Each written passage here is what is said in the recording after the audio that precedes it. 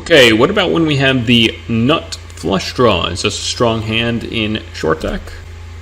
Here's an example. Well, as we know, the nut flush draw is less likely to come in. All flush draws are less likely to come in and complete in short deck than they are in no limit hold'em.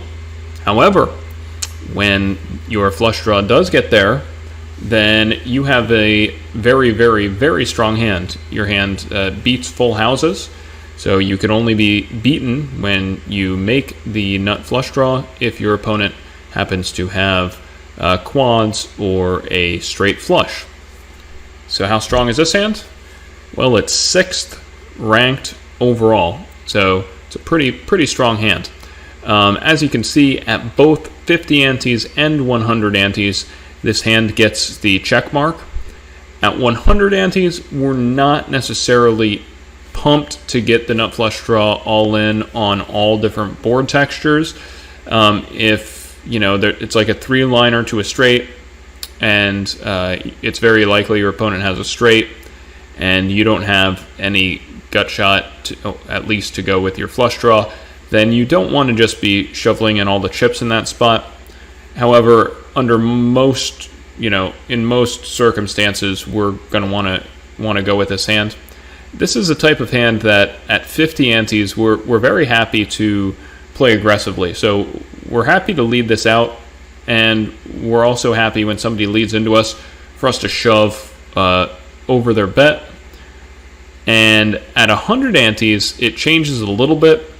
Because we're not super thrilled to get this hand in with 100 antes, we could play this a little more passively. So we could choose to simply call a bet or go for a check call. It's not a mandatory check raise with the nut flush draw in this game like it is in no limit hold'em. And part of the reason why is because you want to leave in more players in this game when you have the nut flush draw.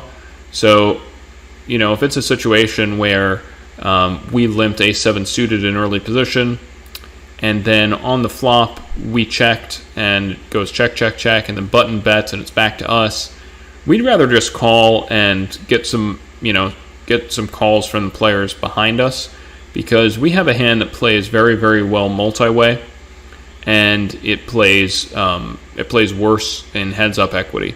So just an interesting note there. Of course, it's situation dependent. If your opponent is likely to be stealing with those 8-9, 8-10 type hands on this type of board, and we're closing the action, now we can choose to start to check raise or check shove this hand at 100 antes. But in general, you're not going to go wrong by playing this hand at 100 antes, not looking to get stacks in. So if somebody does bet into you and you have position, this is actually the type of hand where it's good to peel here frequently, and you're going to be able to bluff off your opponent, bluff them off their hand on certain cards that don't complete your flush, such as maybe a 9 or a 10. And when you do complete your flush, you are very likely going to get paid a decent amount of the time anyway.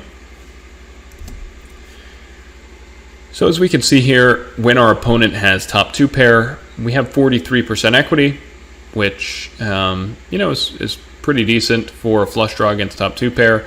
It is 7% more than in no limit hold'em. Those two equities, however, are closer together than most equities tend to be in short deck when you look at no limit hold'em versus short deck equities. And the reason for that, as we discussed previously, is just that flush draw is less likely to come in this game. So, our equity is higher than it is in no limit hold'em, and that's because the board going runner 9-10 or runner sevens, runner aces, or all these other hands that we beat their hand with. Runner 10 king as well. Those are all much more likely scenarios in this game than they are in no limit hold'em. However, our chance of course, we could get running 2-pair. That's better than theirs too, which is going to happen a lot. Our chance of hitting a flush against their hand is actually a little bit less in short deck than it is in no limit hold'em. So when they have a top set of queens, our equity is not great, but still not terrible. 36% equity, whereas in no limit hold'em in this spot, it's a much worse scenario with only 26% equity. And when they have the flop straight, we're not loving life here. Only 34%. It's still not the end of the world, but this is actually one of the few times where this draw does better in no limit hold'em than it does in short deck. And the reason why is because at this point, the only way we could win the pot against 9-10 is if we do hit that flush, and that flush is less likely to come in short deck than it is in no limit hold'em. Now, it's not that much more likely to come, right? Even though we only have 3% less equity in short deck than we do in no limit hold'em, even though there are only 5 spades left in the deck, whereas in no limit hold'em, when we have a flush draw, there would be 9 spades left in the deck. So you may be asking, well, why is it that it only makes a 3% equity difference when you have about half as many outs? The main answer to that question is because while we do have about half as many outs, there are just fewer cards in the deck in general, right? So all of those, 5 of hearts and 3 of clubs that are, blank cards for us in no limit hold'em are no longer in the deck. Second reason is we do gain a little bit of equity from the possibility of it going runner 9-10 for the chop here, whereas in no limit hold'em, that's a very, very unlikely scenario. And here's a hand that we would expect our opponent to play very aggressively in short deck, the King 10. We may see spots where we're getting all in with the nut flush draw against a hand like this on this type of board. As you can see, we're actually an equity favorite against King 10 here, whereas in no limit hold'em, we are a bigger favorite, right? So we see that up and down straight draw continues in this game to just have very, very good equity relative to basically all the other hands that are the range of hands that our opponents could possibly have here.